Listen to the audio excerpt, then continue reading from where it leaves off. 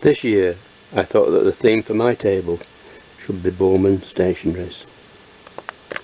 Over the years I've managed to find every Bowman stationery. I've never tried to find bolts or go into the engines.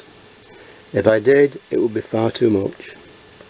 Some of them have boxes and some of them don't. But I really try to find boxes, and if I did see one with a box, I would certainly try and get it. Here we have the three Luton Bowmans. I think they're a very nice engine, and they're quite underrated, and I've seen them recently going for, quite cheaply. And if anyone wants to use an engine, run an engine, then I don't think you can go far wrong with a Luton Bowman. This is the 101, and it's my favourite engine. They make a really nice sound, a chuffing sound when you're running them, and they can run for a long time too with that large boiler. They're well worth having, but unfortunately they do tend to be on the expensive side when you come down to start looking for one. Here we have the small twin, the 140. It's a very powerful engine for its size, and well worth having and running it with some of the tools. Here we have two 135s, one with the chimney attached and one with the chimney unattached. The 135 is a very good engine, and probably more 135 sold than any of the other Bowmans. Well worth having, and if you want to collect Bowmans, then a 135 should be in your collection. This is the Bowman 122.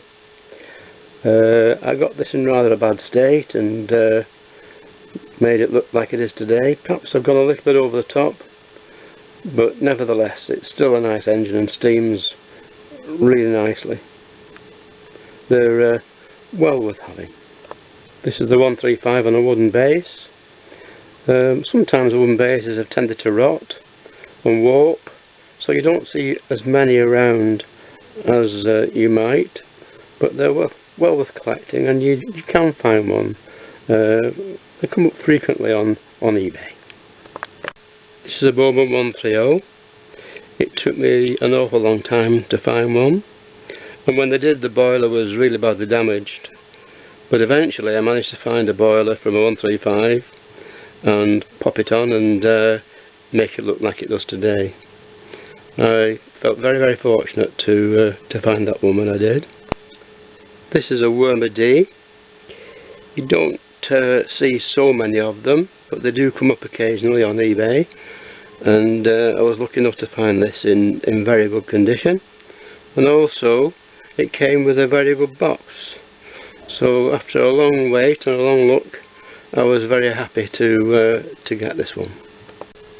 Here we have two 167s and 158s.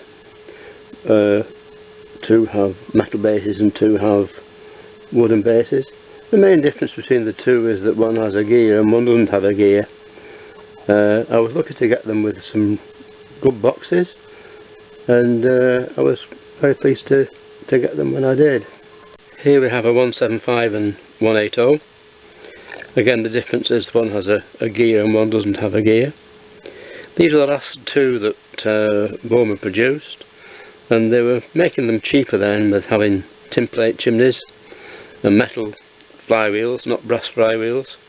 And I think they were quite a cheap engine at the time, and because they were cheap, they've not survived like the others have, and there's not as many around, and when you do see them, they're in pretty bad condition. But I managed to get these two, and I managed to renovate them both and make them look like they look today.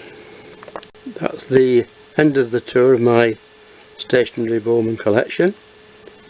I'm hoping you found it interesting and that you've enjoyed it, and thank you very much for watching.